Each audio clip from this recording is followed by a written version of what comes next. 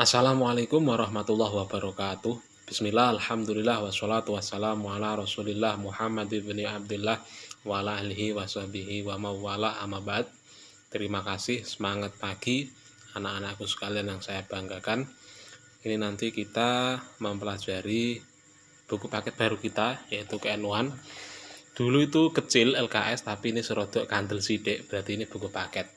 Kemarin kita sudah mempelajari pengertian dari Nahdlatul Ulama, kemudian mempelajari pengertian dari Ahlus Sunnah wal Jamaah beserta sejarah-sejarahnya.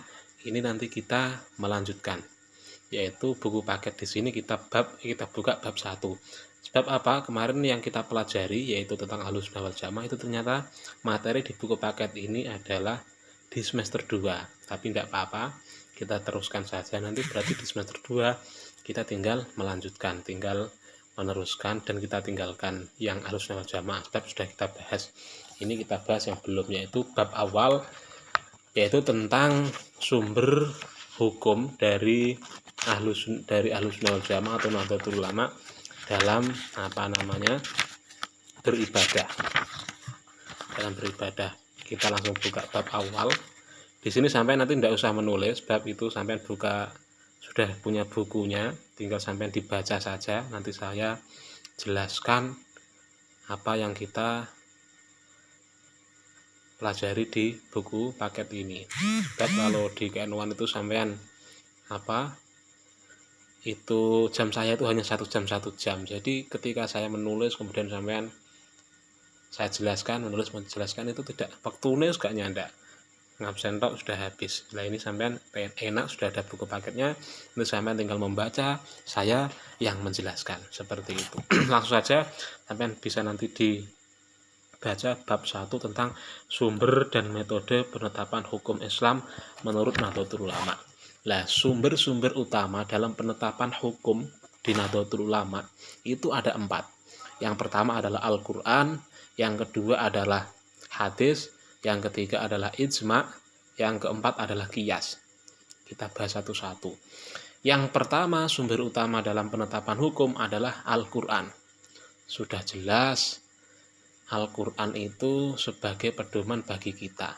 Maka ketika Nahdlatul Ulama yang didirikan oleh Mbah Kyai Hasyim Asy'ari, beliau dalam penetapan hukum itu bersumber pada Al-Quran. Nah, ketika kita mempelajari tentang Al-Quran, kita harus tahu Al-Quran itu apa? Al-Quran itu menurut bahasa yang sering dikemukakan oleh beliau Ki Haji Quraish Shihab, menurut bahasa Al-Quran itu berasal dari kata qara'a yaqra'u Qur'anan, yang berarti bacaan.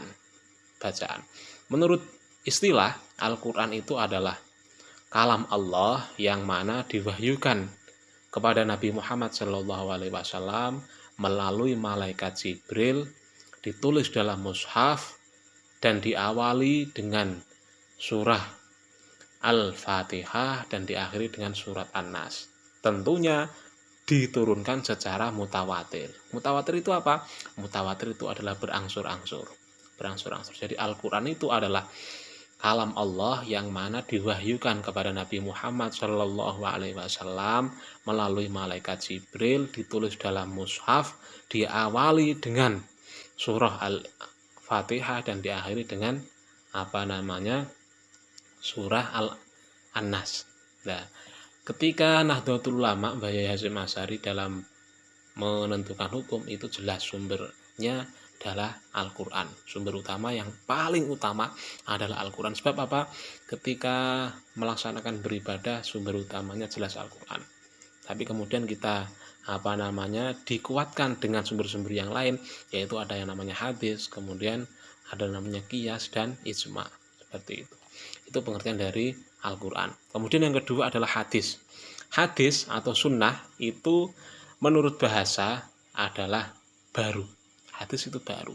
Sedangkan menurut istilah, hadis itu adalah semua tindak lampai Kanjeng Nabi yang mana berkaitan tentang akwal, perbuatan, dan kelakuan dan ketetapan beliau Nabi Muhammad SAW. Perkataan, perbuatan, tindak lampah Kanjeng Nabi beserta takrir atau ketetapan dari beliau Kanjeng Nabi Muhammad. Jadi tindak lanjut Kanjeng Nabi beserta ucapannya, perbuatannya itu adalah menjadikan hukum, menjadikan hadis sunnah sumber utama yang kedua setelah Al-Quran ketika Nahdlatul Ulama beliau Basyir Asy'ari beserta ulama-ulama Indonesia yang lain dalam menetapkan hukum. Jadi ketika di Al-Quran itu sudah ditemukan sumber hukumnya, dalil-dalilnya sudah, kemudian dikuatkan lagi melalui yang namanya hadis atau sunnah, melalui hadis-hadis Kanjeng Nabi. Contoh, kalau di Al-Quran itu kan hanya perintah sholat, perintah puasa, perintah puasa, perintah zakat. Kemudian dikuatkan lagi di hadis Kanjeng Nabi. Shallu kama ra'aitumuni usolli. Sholatlah kalian seperti mana halnya sholat saya. Nah, seperti itu menjadi sumber hukum yang kedua. Hadis ini menjadi sumber hukum yang kedua setelah Al-Qur'an. Itu. Kemudian yang ketiga adalah Al-Qur'an, hadis, kemudian ijma. Ijma di sini itu adalah menurut bahasa adalah kesepakatan. Sedangkan menurut istilah ijma itu adalah kesepakatan para ulama atau mujtahid pada suatu waktu, imam-imam atau mujtahid pada suatu waktu dahulu yang mana dia menentukan hukum, bermujtahid menentukan hukum dalam bidang fikih. Bermujtahid itu apa? Mujtahid itu adalah orang yang berijtihad, orang yang menentukan hukum. Mujtahid itu isim fa'il, ijtahada yajtahidu ijtihadan wa mujtahadan fahuwa mujtahidun. Berarti imam-imam yang mana dia berijtihad menentukan hukum. Jadi ijma ini adalah sumber hukum yang ketiga sebagai penguat Al-Quran dan hadis. Kemudian ijma ulama, kesepakatannya ulama ini menjadikan sumber hukum yang ketiga. Contoh apa? Ijma para ulama ketika zaman Kanjeng Nabi itu sholat tarawih. Kanjeng Nabi itu sholat tarawih 20 rakaat. Hari pertama Kanjeng Nabi sholat tarawih ning masjid. Hari kedua ning masjid lagi. Hari ketiga ning masjid lagi. Tetapi kemudian Kanjeng Nabi ning omah. Lah sebab apa kok ning omah? Sebab khawatir Kanjeng Nabi nak sholat tarawih terus 20 rakaat beserta witir 3 rakaat itu ketika ning masjid, khawatir Kanjeng Nabi nanti ketika umatnya melu terus iku nanti khawatir Kanjeng Nabi engko nak tarawih diwajibno. Maka kemudian Kanjeng Nabi setelah 3 hari pertama ini kemudian Kanjeng Nabi tarawih di rumah sendiri. Umatnya ape melu kok Kanjeng Nabi gak miyos. Lah ketika zamane Abu Bakar As-Siddiq masih ada perdebatan.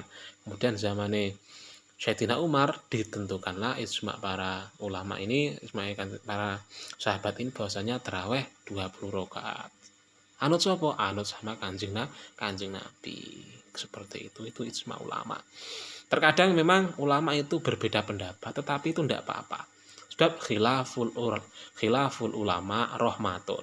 Perbedaannya ulama itu menjadikan rahmat bagi kita. Contohnya siapa? Contohnya Abu Bakar dan Umar. Sayyidina Abu Bakar dan Sayyidina Umar itu sering berbeda pendapat. Nak Sayyidina Abu Bakar iku beliau senenge iku sholat isya, jamaah sholat isya itu pada awal waktu. Sebab kok khawatir nak akhir waktu engko khawatir Sayyidina Abu Bakar lali dalam melaksanakan sholat. Wis aras-arasen sholat isya. Tapi ketika Sayyidina Umar padha beliau berbeda. Sayyidina Umar milah sholat isya itu di akhir waktu. Sebab apa? Beliau engko ambek gandong iret ketika sholat engko sapa ngerti sekalian sama sholat tahajud atau hajat bertang itu seperti berbeda ulama ndak berbeda pendapat ndak apa-apa. Sebab khilaful ulama rahmatun. Perbedaannya ulama menjadikan rahmat bagi kita. Anut iki ya apik, anut iki ya apik. Sama-sama baiknya. Sing ora apik iku nek sampean salat nganggur ora roh dasare, ora roh saka sing dienut. Seperti itu. Kita beribadah itu anut para guru-guru kita, para kiai-kiai kita, para ulama-ulama kita, para sahabat-sahabat Kanjeng Nabi. Ben apa? Ketika kita nanti di akhirat itu ada yang mempertanggungjawabkan. Sampean salate isya kok madhep ngulon anut sapa, Mbak? Sampean salate isya madhep ngulon anut sapa, Mas? Anut guruku. Guruku anut sapa? Anut kiaiku. Kiaiku anut sapa? Anut sahabat-sahabat, anut para Kanjeng Nabi. Seperti itu. Jadi ada yang mempertanggungjawabkan. Nah, sampean belajar beribadah anut Google wah, sampean ning akhirat ditakoki, "Gurune sapa?" Wah, pusing sampean. Dasarku Mbah Google ya langsung dihajar oleh malaikat seperti itu. Kemudian yang terakhir adalah kias. Kias itu menurut bahasa adalah menyamakan atau membandingkan. Sedangkan menurut istilah kias itu adalah menyamakan dua hukum yang mana pada zaman dahulu hukumnya sama dengan zaman sekarang itu disamakan. Kias itu menyamakan hukum yang ada zaman dahulu disamakan pada zaman sekarang yang belum ada hukumnya. Contoh zakat di Indonesia. Iku nak ning Indonesia makanan pokok iku beras. Zaman dahulu itu tidak ada beras, gandum. Jadi ketika Kanjeng Nabi dahulu itu makannya makanan pokok itu gandum. Lah ketika gandum untuk sak nisab, lah di Indonesia nggak ada gandum berarti disamakan.